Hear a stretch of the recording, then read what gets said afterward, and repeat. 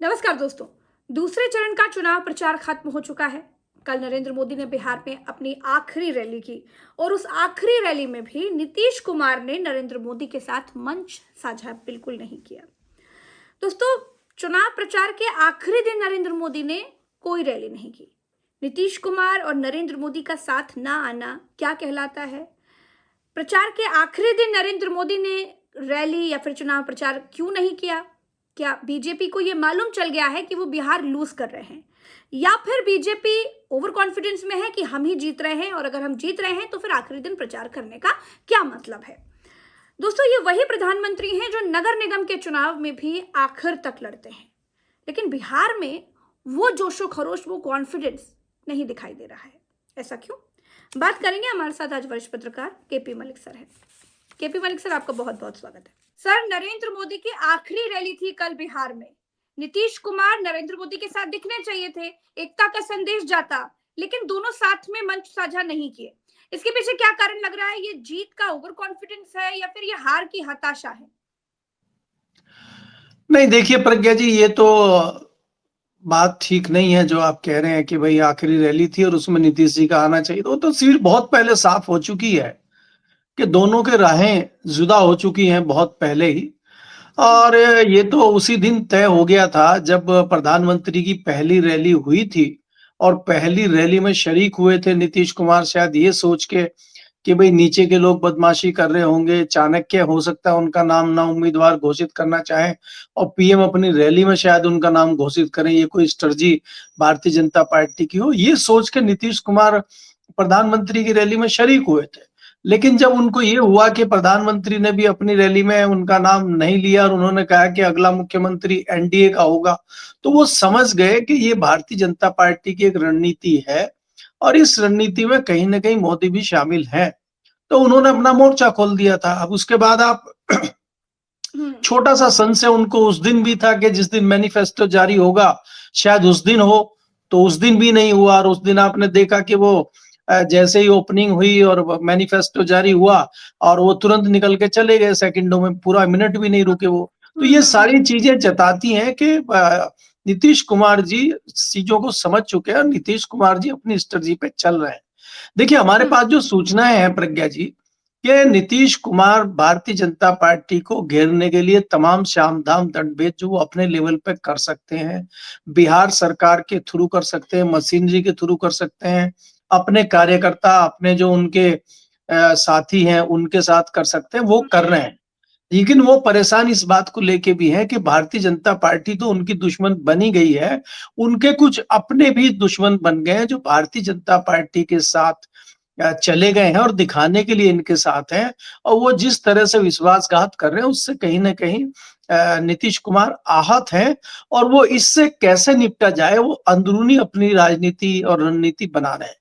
तो उसको देखते हुए बहुत लेकिन कल स्ट्रॉन्ग। सर हमने आपका ही ट्वीट देखा था कि अब तो भाजपा के कार्यालयों में नीतीश की तस्वीरों को जगह मिल गई है। क्या मनाने की कोशिश फेल हो गई? नहीं, भारतीय जनता पार्टी भी इस बात को समझ चुकी है कि नीतीश कुमार के साथ इस तरह का व्यवहार करना और नीतीश कुमार के खिलाफ इस तरह की स्ट्रेटजी करना, वो नीतीश कुमार समझ चुके हैं और इससे भारतीय जनता पार्टी को सबसे ज्यादा नुकसान हुआ है। क्योंकि भारतीय जनता पार्टी जिस तरह और कॉन्फिडेंस थी और भारतीय जनता पार्टी अभिमान में थी, उसको लगता था कि इस बार हम 80-85 सीटें ले आएंगे और हमारे जो बाकी सहयोगी हैं वो मिलके हम पूर्ण बहुमत हासिल कर लेंगे, हमें नीतीश कुमार की जरूरत ही नहीं पड़ेगी।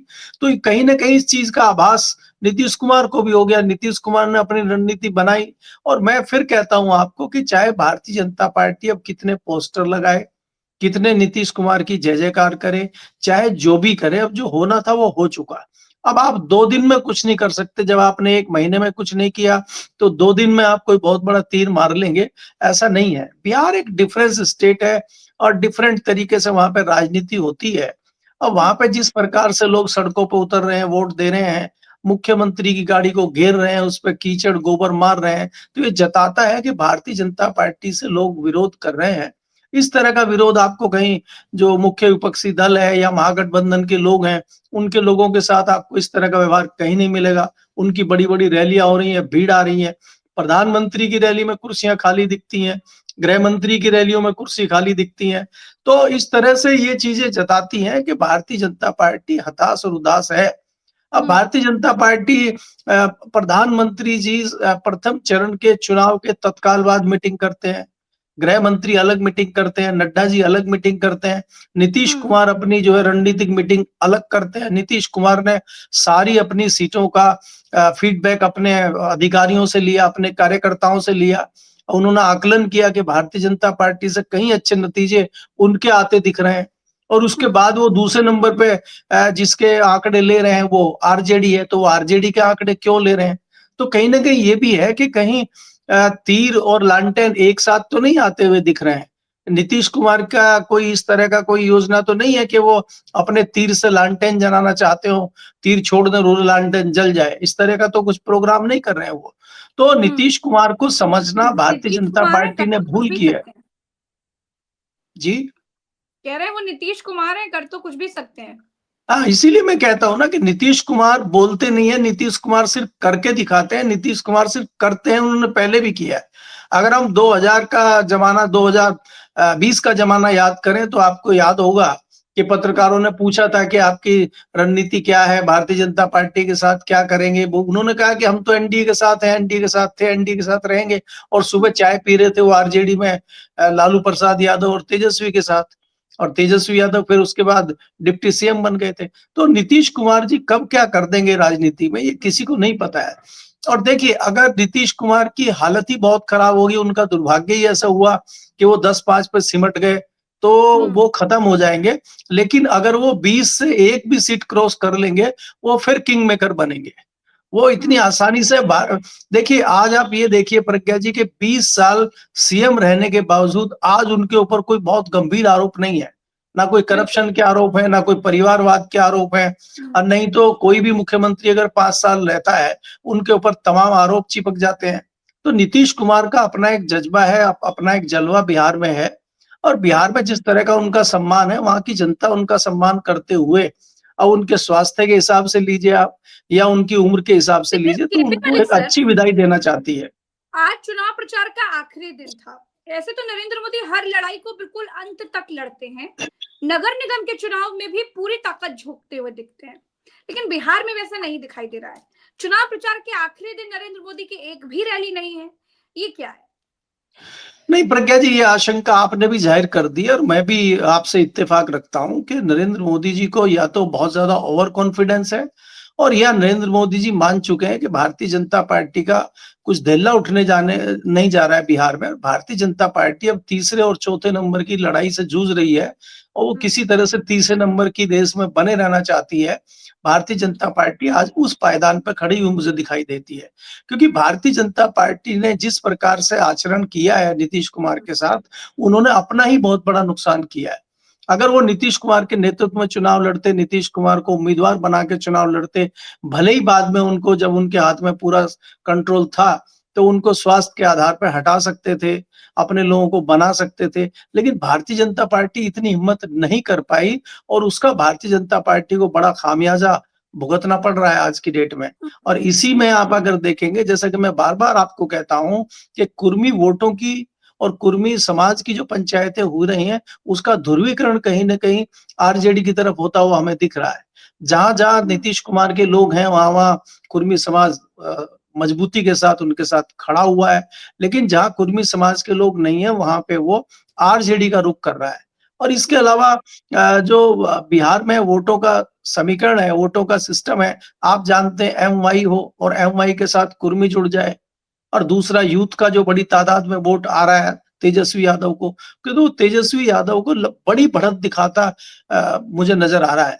और मुझे कोई आश्चर्य नहीं होगा कि अगर तेजस्वी यादव 100 क्रॉस कर जाए, जिस तरह की चीजें हैं।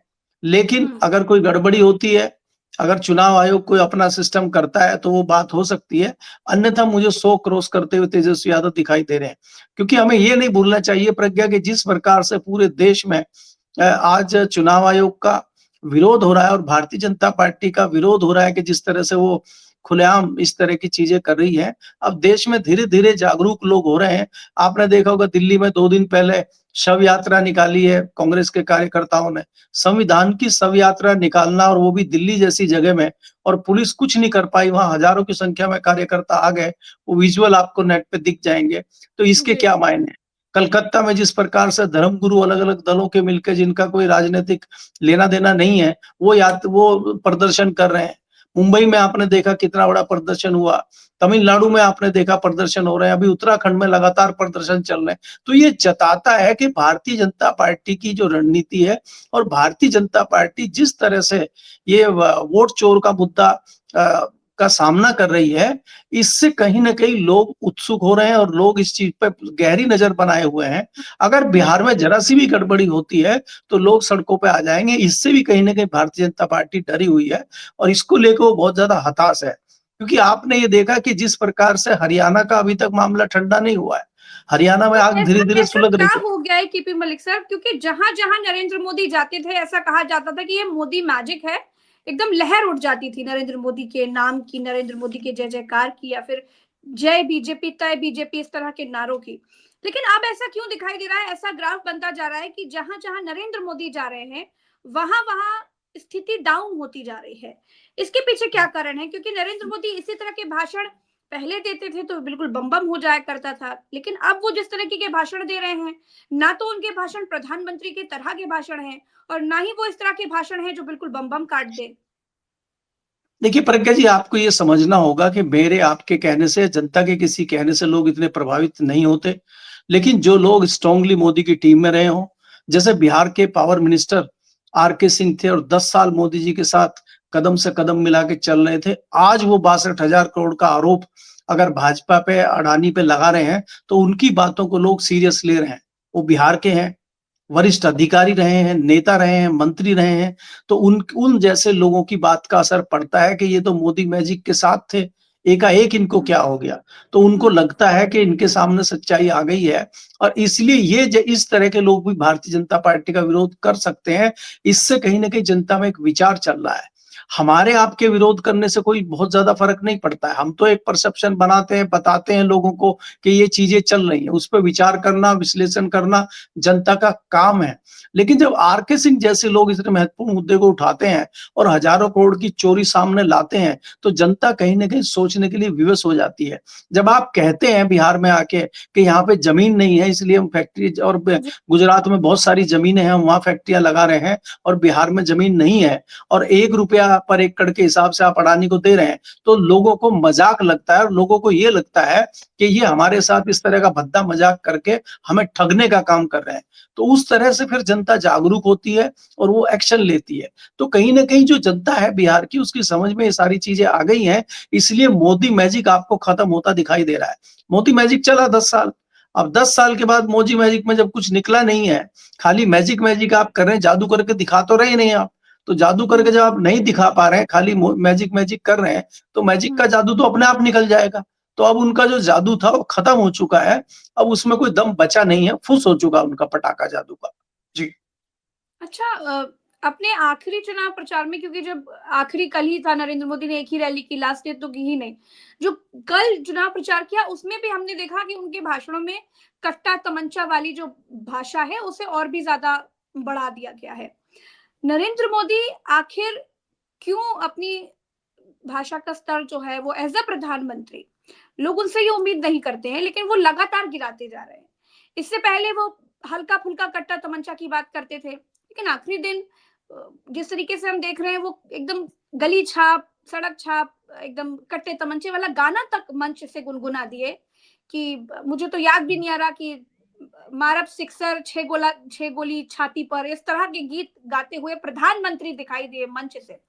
तो क्या इसके पीछे है? क्योंकि देखिए नरेंद्र मोदी जो बोलते हैं, कहा जाता है लिखा हुआ बोलते हैं, टीपी से पढ़कर बोलते हैं, सधा हुआ बोलते हैं, जो भी बोलते हैं उसके पीछे कोई ना कोई रणनीति होती है।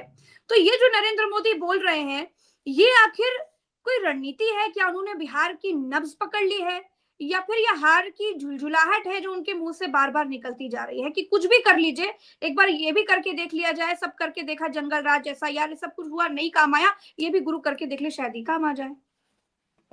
देखिए प्रज्ञा जी, अगर आप प्रधानमंत्री के नज़रिए से देखें कि प्रधानमंत्री का जो भाषण होता है, वो देश-विदेश की बातों को अपने भाषण में शामिल करते हाँ, हैं, बिल्कुल। क्योंकि देश के प्रधानमंत्री का भाषण देश में ही नहीं, बाहर विदेशों में भी सुना जाता है और रिकॉर्ड में रखा जाता है। और मैं आपको ईमानदारी से बताऊँ, हमने तो प्रधानमंत्री का भाषण सुनना बंद कर दिया है। इसलिए उन्होंने क्या एग्ज़ैक्टली यूज़ किया मुझे पता ही नहीं है, क्योंकि ना मैं देखता, ना मैं सुनता, क्योंकि हुँ, उसमें सुनने लायक कुछ होता नहीं है। आज हमारे प्रधानमंत्री क्यों नहीं बता रहे हैं कि हमारी विदेश नीति क्या है, हमारी रणनीति क्या है, हम आर्थिक आधार पे क्या कर रहे हैं, आर्थिक क्षेत्र में हम क्या कर रहे हैं, हम अपने देश को बढ़ाने के लिए कौन-कौन से क्षेत्रों में अग्रणी हैं, हम बिहार के लिए क्या नई योजनाएँ ला रहे हैं। 10 साल से हमारी गठबंधन की सरकार है, हमने ये-ये परियोजनाएँ की हैं और अगली आने वाली परियोजनाएँ हमारी ये हैं। क्यों नहीं वो विकास की बात करते? वो तो विकास पुरुष थे। वो तो सबका साथ, सबके विकास की बात करते थे, सबका विश्वास की बात करते थे। आज सबका विकास और सबके विश्वास को क्या हुआ? क्या यही गोली-कट्टा, इसी में वो विकास समझ रहे हैं? तो इस तरह से मुझे लगता है कि प्रधानमंत्री कहीं न कहीं हताश हैं और ये हताशा ही है उनकी जो हमें दिखाई दे रही है, सुनाई दे रही है। प्रधानमंत्री का आचरण इस प्रकार से भाषण में होना बहुत ही देश के लिए भी दुर्भाग्यपूर्ण है और विदेश में जो सुनते हैं, वो हमारे हिंदुस्तान का मज़ाक उड़ाते हैं। प्रधानमंत्री किसी एक दल के नहीं हैं, प्रधानमंत्री हम सबके हैं। प्रधानमंत्री देश के हैं, पूरे भारत के हैं। तो हुँ, प्रधानमंत्री खाली बिहार में जाके भारतीय जनता पार्टी के बन जाएँ और बाकी सबके वो दुश्मन बन जाएँ और सबके बारे में इस तरह की बात करें, ये हुँ। प्रधानमंत्री पद को कम से कम शोभा नहीं देता है। तो मुझे बिल्कुल ठीक लगता बात है है। कि मोदी हुँ, जी प्रधानमंत्री पद को सुशोभित ना करके उसका सम्मान गिराने का काम कर रहे हैं। इस पे प्रधानमंत्री जी को विचार करना चाहिए। क्योंकि प्रधानमंत्री सिर्फ रैलियाँ करें, प्रधानमंत्री सिर्फ भाजपा का काम करें, हुँ। प्रधानमंत्री जी भाजपा का बिल्ला लगा के घूमें, ये मुझे लगता है कि शोभनीय नहीं है उनके लिए और इसमें प्रधानमंत्री जी को विचार करना चाहिए कि मैं क्या बोल रहा हूँ। अब या तो ये है कि जो लोग उनको भाषण लिख के देते हैं, वो भी इसी गिरी हुई मानसिकता के लोग हैं और या हुँ, प्रधानमंत्री जी हड़बड़ाहट में हुँ, आजकल भाषण लिखा हुआ पढ़ ही नहीं रहे, जो समझ में आ रहा है वही बोल दे रहे हैं। हुँ। तो उनकी हताशा और हड़बड़ाहट उसी में हमारे सामने आ रही है। जी। तो सर आज तो चुनाव प्रचार खत्म हो गया, अब आज के बाद चुनाव प्रचार है नहीं, फिर दूसरे चरण का बिगुल फूँक दिया गया है। आपको क्या लग रहा है दूसरे चरण में क्या होने जा रहा है? देखिए प्रज्ञा जी, मैंने पहले भी आपके चैनल पे कहा था कि प्रथम चरण में जिस तरह का परसेप्शन बन जाता है, दूसरा चरण उसी के आधार पे और मिलते-जुलते तरीके से ही होता है। जिस हुँ। प्रकार से बिहार में कहीं न कहीं एक लेकिन उत्साह मोदी लोगों तो में कह रहे हैं दिखा कि है। लोग विकास को चुन रहे हैं, लोग नहीं, यहाँ यहाँ मोदी की और उसकी मंजरी बात की कोई ओर है नहीं, आ रहे विकास हुआ हैं। कहाँ है? नहीं, विकास हुआ कहाँ है? आपके पास हुँ। विकास की कोई सूची हो तो आप बताइए, पढ़ और दीजिए। सबसे बड़ी बात कि नरेंद्र मोदी कह रहे हैं लोगों ने विकास को वोट दिया है, लोग विकास को चुनने जा रहे हैं और विकास इनके एजेंडे में ही नहीं था बिहार में। बिहार में ये सिर्फ जंगल राज के नाम पर चुनाव लड़ते हुए दिखाई दिए। प्रधानमंत्री खुद जंगल राज की कहानियां सुनाते हुए दिखा और ये बोल रहे हैं कि विकास को जनता चुन रही है। और अगर विकास को चुन रही है तो विकास की बात तो तेजस्वी बार-बार कह रहे थे कि हमें बिहार बदलना है, बिहार का भविष्य बदलना है, लोगों को रोटी रोजगार देना है। देखिए प्रज्ञा जी, आपने अपने सवाल का खुद ही जवाब दे दिया। हुँ, प्रधानमंत्री जी विकास पे वोट देने की बात भी कर रहे हैं और विकास में क्या-क्या हुआ गोली चली गिनवा भी रहे हैं। मेरा कहने का मतलब ये है कि हुँ, आज जो आप मंगल राज बता रहे हैं, उसमें जो एक व्यक्ति को दिन दहाड़े मार दिया जाता है और आपके विधायक जेल चले जाते हैं, ये विकास है? इस जंगल राज की बात आप कर रहे हैं? तो कहीं न कहीं ये चीज़ें जो हैं जैसे मैंने कहा कि प्रधानमंत्री जी हड़बड़ाहट में हैं, उनको पता ही नहीं है वो क्या बोल रहे हैं। दूसरी बात ये है कि हम जो बात कर रहे थे परसेप्शन की, प्रथम चरण के मतदान में जिस प्रकार से लोगों के हौसले बुलंद हैं और वहाँ पे एक विश्वास लोग दिखा रहे हैं महागठबंधन पे और जिस तरह से राहुल गांधी हों, तेजस्वी यादव हों, एक रणनीति के तहत चुनाव लड़ रहे हैं, वो कहीं न कहीं मुझे लगता है कि एक बढ़त हासिल किए हुए हैं और भारतीय जनता पार्टी नीतीश कुमार को अभी तक समझ नहीं पाई है। और भारतीय जनता पार्टी का नीतीश कुमार के साथ इस तरह का व्यवहार करना मुझे लगता है बड़ा आत्मघाती सिद्ध होगा, जब आप 14 तारीख को नतीजे देखेंगे।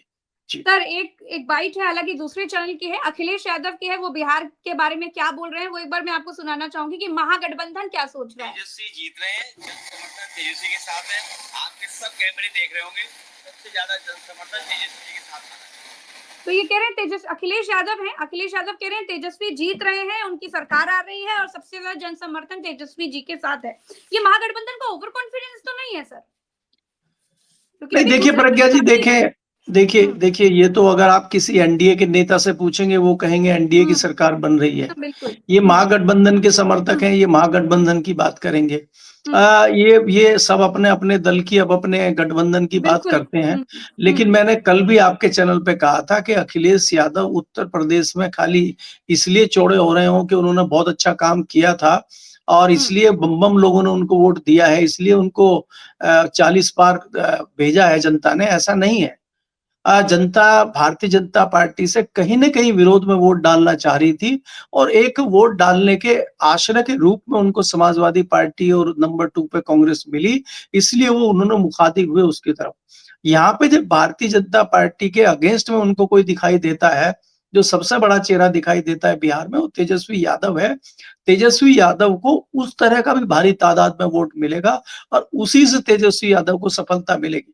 देखिए, जो पारंपरिक वोट है लालू यादव का, तेजस्वी यादव का, वो तो मिलेगा ही, लेकिन उसके साथ जो आपका आंकड़ा बहुत ऊपर ले जाने का काम कर रहा है, वो जो भारतीय जनता पार्टी की एंटी इन्कम्बेंसी है और भारतीय जनता पार्टी जिस प्रकार से व्यवहार कर रही है पिछले कुछ दिनों से, जैसा कि हमने ज़िक्र किया कि भई उनके खिलाफ रैलियाँ निकल रही है, यूथ खड़ा हो गया, नौकरियाँ नहीं है, आपकी सिर्फ जुमलेबाजी चल रही है। तो इससे तंग आके जो एक बड़ा वर्ग है, जो परेशान है, वो कहीं न कहीं विपक्ष के पाले में जा रहा है और विपक्ष की जीत, विपक्ष को फ़ायदा उसी से होता हुआ मुझे नज़र आ रहा है।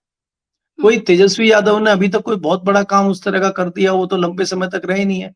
लेकिन जो उनकी भी तो उन्होंने एक सरकार भी छोटा वो तो जो भी एक छोटा काम उन्होंने किया है, जो भी उनको एक छोटा-सा टाइम मिला है, उसमें जो उन्होंने नौकरी देने का काम किया और एक उदाहरण पेश किया है, लेकिन जनता अभी कहीं बहुत न कहीं बड़े-बड़े उसको वादे भी कर दिए हैं केपी मलिक सर कि 20 महीने के अंदर लोगों को नौकरी दूँगा। 20 साल में लोगों ने जो काम नहीं किया वो मैं 20 दिन में करके दिखा दूँगा। बहुत बड़े-बड़े वादे उन्होंने किए हैं। देखिए प्रज्ञा जी, ये तो राजनीति में वायदे तो होते ही हैं, कुछ वायदे बाद में जुमले सिद्ध हो जाते हैं। आपने दिल्ली में केजरीवाल के वायदे देखे, आपने सेंट्रल में अमित शाह जी के वायदे देखे, बाद में जुमले सिद्ध हो गए। मोदी जी खुद जो आज प्रधानमंत्री हैं, उन्होंने कितने सारे जुमले दिए थे, वो आपके सामने हैं। तो लेकिन मैं इसलिए दावा कर रहा हूँ तेजस्वी यादव की बात पे, तेजस्वी यादव युवा हैं और तेजस्वी यादव बिहार के युवाओं से इस प्रकार सफेद झूठ नहीं बोल सकते। वो हो सकता है कि वायदे पूरे ना कर पाएँ, लेकिन उनकी कोशिश रहेगी वायदों को पूरा करने की, लेकिन क्योंकि उनके पास उन्होंने जो दिखाने सबसे के लिए बड़ा चीज़ है वायदा कि देखो मैंने 17 महीने में किया था, जो मैंने बोला मैंने नौकरी के पर्चे बाँटे। प्रज्ञा जी, मेरा वही कहना है कि डेढ़ साल जो वो उप मुख्यमंत्री थे, उस दौरान जो उन्होंने काम किया है, कहीं न कहीं जनता उन पे उस बात को लेके विश्वास कर रही है और उनके जो वायदे हैं, उनको लग रहा है कि वो सिरे चढ़ा सकते हैं, अगर हम उनको 5 साल के लिए लाते हैं। तो मुझे लगता है कि जनता 5 साल के लिए उनको मौका देने जा रही है, ऐसा मुझे लग रहा है। जी, अच्छा, चलिए ठीक है। बहुत-बहुत शुक्रिया सर, आपने समय दिया। बहुत व्यस्ततम समय था आपका, लेकिन आज आपने हमारे लिए समय निकाला। बहुत-बहुत शुक्रिया। हम फिर मिलेंगे अगली चर्चा में। इतना ही, धन्यवाद। नमस्कार। जय हिंद, जय बिहार। तो दोस्तों, दूसरे चरण का चुनाव प्रचार खत्म हो चुका है।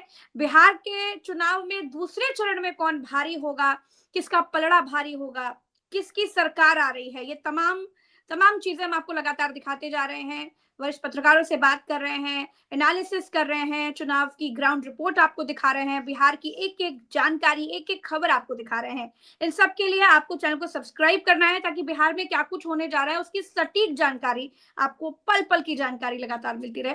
सब्सक्राइब कीजिए चैनल को, वीडियो को शेयर कीजिए, अपनी राय कमेंट में बताइए। नमस्कार, जय हिंद, जय बिहार।